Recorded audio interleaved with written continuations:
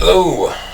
Okay, so catch up. Well, not really catch up, but just ramblings.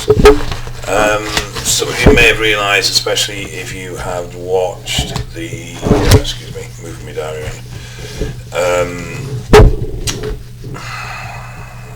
Drugs and stuff this week on the live edition. That last week I visited GW Pharma's research lab and weed farm. So I just thought I'd talk to you about that. Now, GW Pharma, I believe, so I don't think this is wrong, is the biggest producer of medicinal marijuana-based products. Now that doesn't mean weed itself, it means drugs that active ingredients come from weed. Okay, so let's clarify that.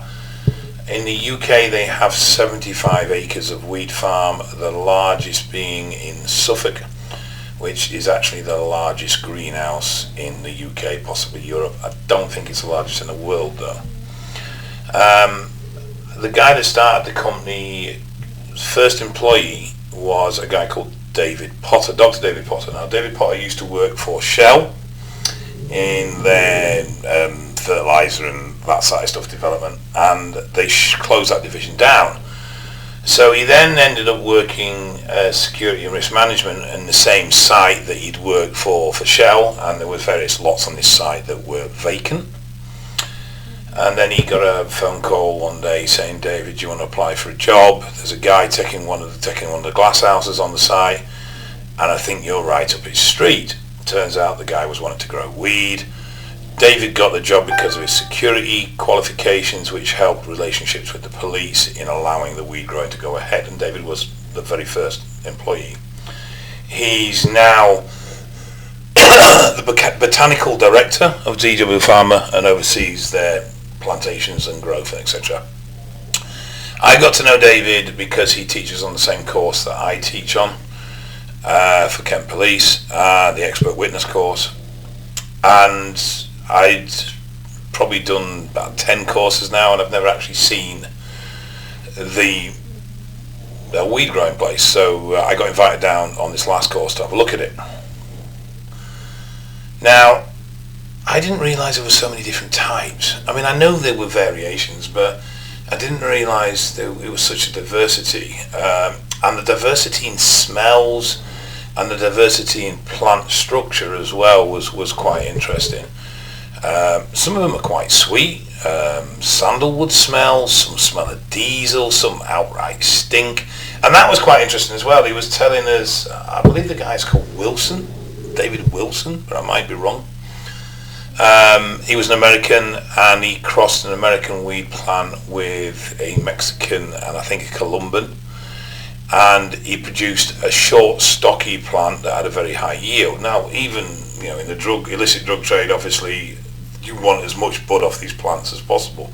You want as much usable material per square inch of growing, and it's exactly the same in the pharmaceutical trade. You want the biggest yields possible.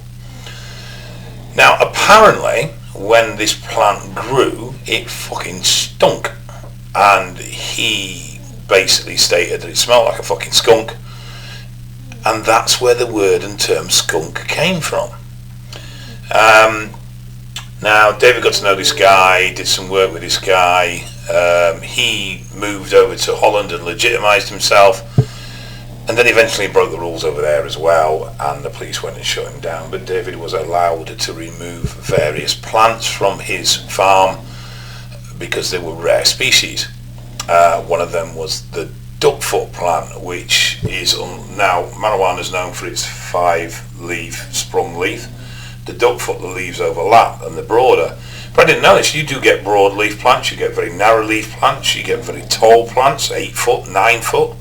You get short, stocky, squat plants, all different variations, and yields can be over 200, 300 grams a plant if you know what you're doing and the environment are right. And we looked at yields per square metre based on light wattage, and that the exposure to light is how you control the growth to the flowering period of the plant, and so they start with longer sunlight days, and then they drop down after 3 weeks to 12, 12 days sunlight, 12 days on, and that yields a very good crop, and has been shown under numerous trials to be the most effective way.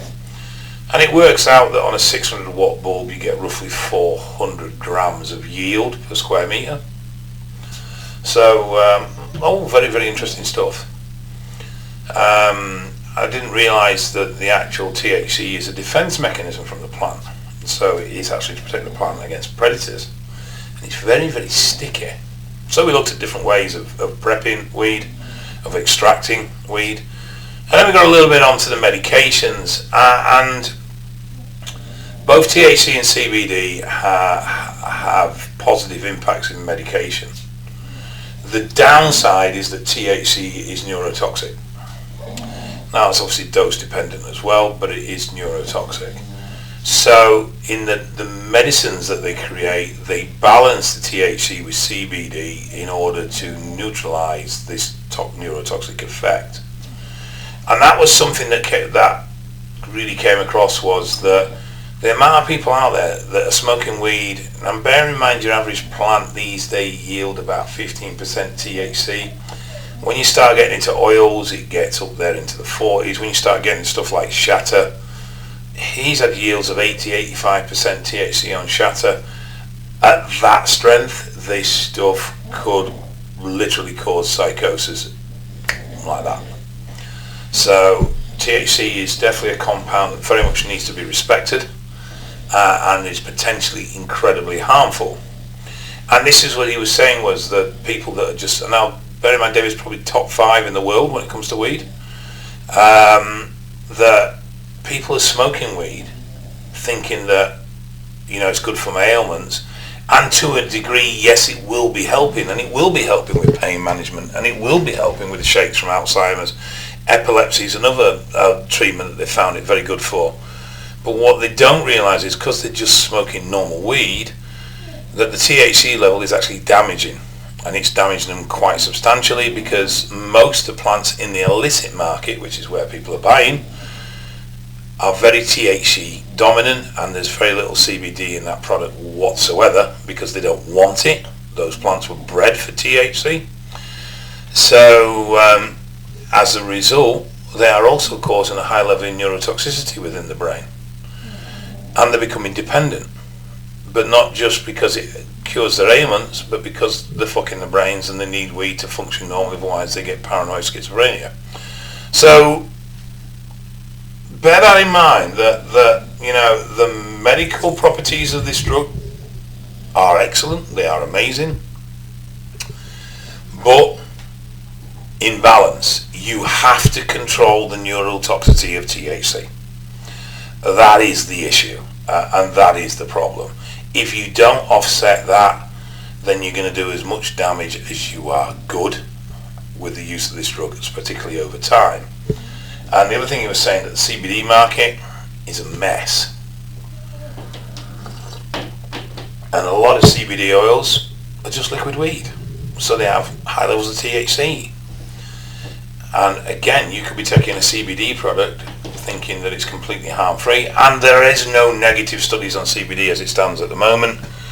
There's no downside to it as far as they can tell. I could see an argument for dependency, because you use it to treat a symptom and you then don't bother treating the cause of the symptoms because the symptoms are now gone. So I can see a dependency there, but otherwise there doesn't seem to be any issues whatsoever. The issues is with the neurotoxicity of THC. But people are taking CBD oil and it's just liquefied weed, so it has THC in it, and therefore it can damage you.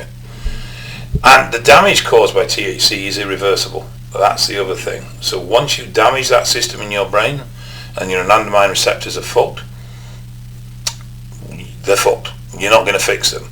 Now the brain is particularly very good at adapting, and we have a large amount of dormant brain that can, to a degree, compensate, but there will become a point of diminishing returns. So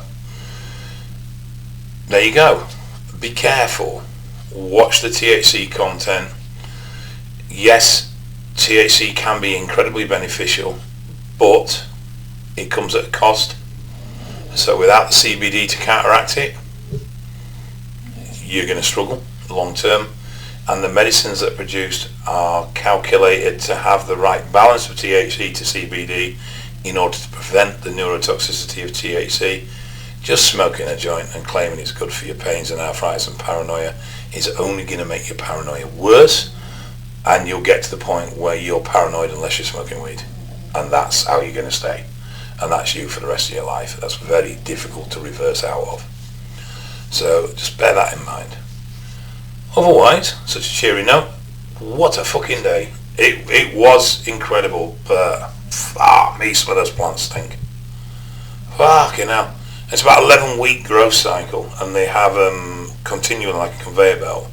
So at the top end you've got mature plants being harvested, at the bottom you've got new plants starting. Here's another interesting fact.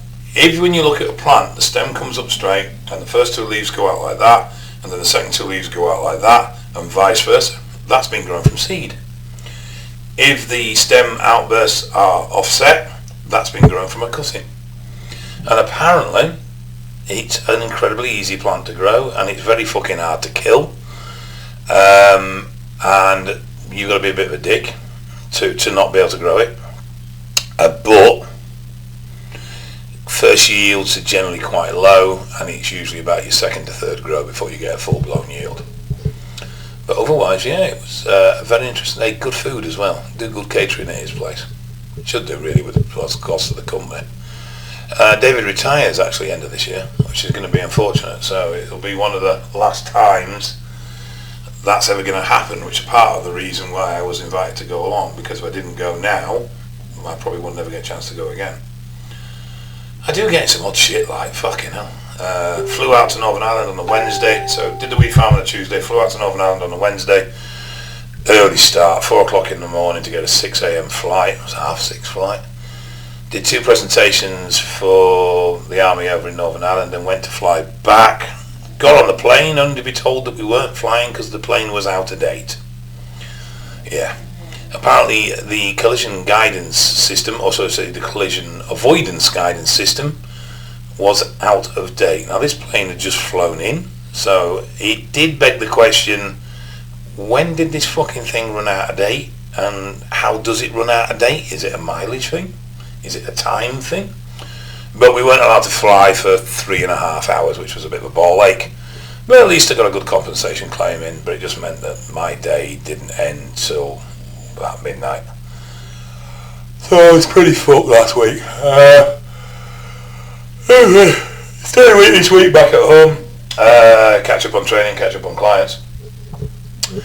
And then back on the road next week. But yes, nothing else to tell you today, guys, so take care. But that was my trip to the weed farm.